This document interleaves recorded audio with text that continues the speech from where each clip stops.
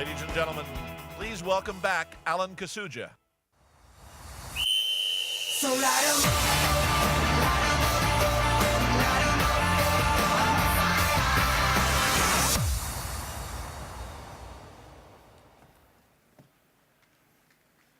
We surely deserve a round of applause. Come on, man.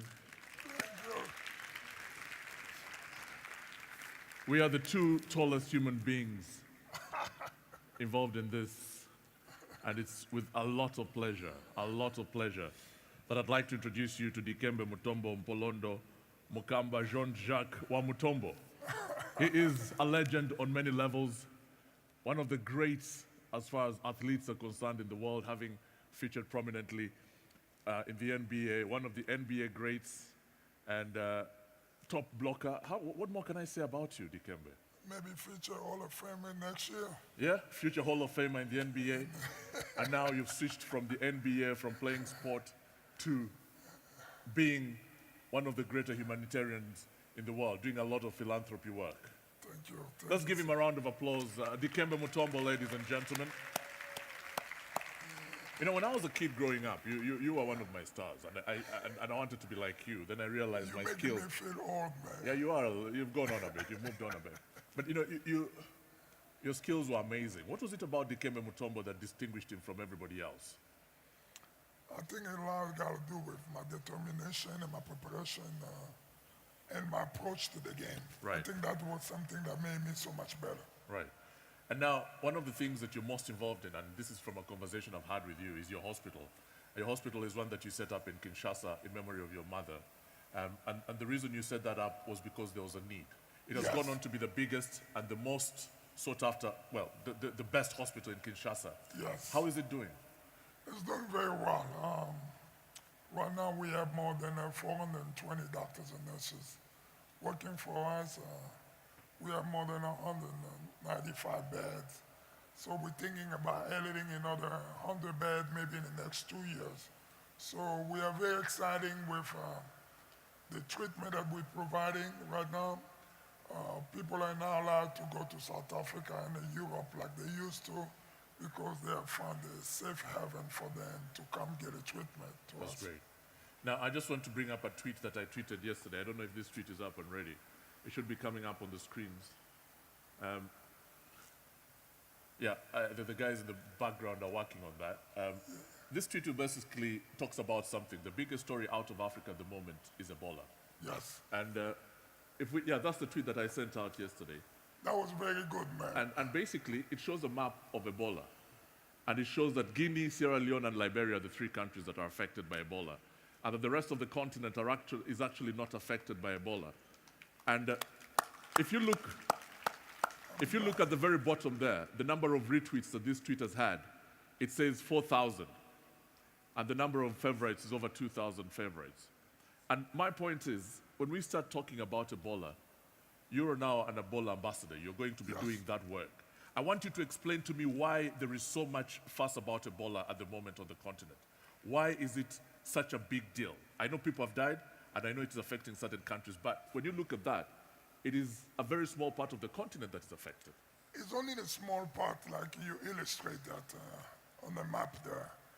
Africa, you have suffered from the Ebola for the past 40 years. It's not something new to us. Ebola have appeared in the continent more than 6 times in the last 40-some years, especially in Democratic Republic of Congo, Southern Sudan, and a little bit of Uganda and other parts. But we've been able to combat it and get away from it. But this time, Ebola have come, and there was a little bit of slow response. From who? From Guinea and I would say the government body from those 3 countries. And all they could have called help from Central African countries like Gabon, Congo, Democratic Republic of Congo, Uganda, and Southern Sudan. Those are the countries that have faced the disease before. So and not America like it happened. You don't think America should have been involved and all the rest of the Western countries? You know, before you call help from outside, it's like your house catching fire. You know, you're trying to find out where the fire is. What can you do with it before you dial 911? You might call 911, but the fire department will come. It will not gonna come right away. So there's always a way you can take care of the problem when it's happening. And I think they didn't do it. And when you see the manner in which Ebola is being handled at the moment, someone has argued, a friend of mine has basically said that it's one of the great shames of the continent that African countries, and there are very many African doctors from my own country, Uganda, who've gone to Sierra Leone and to Liberia and have died in the course of that work. So we acknowledge those. But people feel like the continent should have risen up and done a bit more than it's actually done. I think the continent didn't do enough. The African Union should mobilize all of the healthcare workers who have an experience with this disease to try to find a way to educate the Liberian, the Guinean, and people from Sierra Leone. We didn't do it. We wait for so long for the American, European to respond, and the response really came late. I think if there was a response, the response should have been in April when there was more than 250 deaths. But why should we wait for the Americans and the Europeans to come and sort out, which is a matter that is obviously a very African issue? I think it's becoming a pandemic for us in our brain, that every time we're facing a problem, we always trying to wait for the world from outside. And how do you tackle that? Because it's not sustainable, is it? Ebola is treatable. People need to be educated. Because when the Ebola started, so many people in the continent thought it was maybe a fever, it was malaria, it was something. And many people in the west of Africa did believe that maybe it was a myth, it was a voodoo, it was some mysterious stuff that was going on in the villages. They didn't believe that it was Ebola. I think, as the Old Testament says, people perish because of lack of the knowledge. So education continues to remain a key in our society, regardless where you live.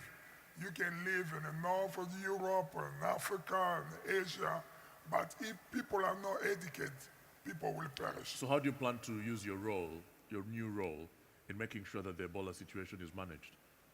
We have to find a way to go and speak to the people in their home languages so they can understand the fact of what is happening right now. And we need to use our, whatever we have. There's a way we can establish this. Africa needs to be more self-phone. We need more cell phone communication between those villages. In some of the places in the west of Africa, as you put there in the map, there's not many cell phone towers. So if there's a cell phone tower, people can communicate with some of the main cities. Okay, now you've been involved in the health sector practically because you own a hospital in Kinshasa. Do you think that Africa has the capacity to handle these sorts of situations? Or is there a need to build more capacity, if you know what I mean? We are thinking about investing in so many things, but Africa is not investing in healthcare. I think that's the big failure that Are you talking about the politicians or are you talking about private investment? investment? No, I'm talking about the politician and the international community. Everybody wants to handle our leaders' money, but nobody wants to go and say that, okay, I'm going to come and build you the hospital, then I'm going to train your doctors and nurses. So in case when the disease like this happen, I give you an example for Liberia. When Ebola came to Liberia did have one general hospital in Monrovia that did have more than 250 beds. And there were so many cases of Ebola, and when people came to the hospital, there was no place to keep them. So they told people that you can go home, and if the bed open up, you can come back. That's how the Ebola spread up, by buses and taxis. That's why we have so many cases on some of those major cities.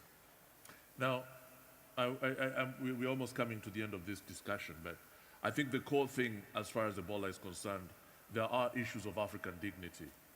There are issues around me as an African going around the world and being castigated immediately because people will suspect that I have Ebola because I come from Africa. It happened to me too. How did it happen to you? What's your story?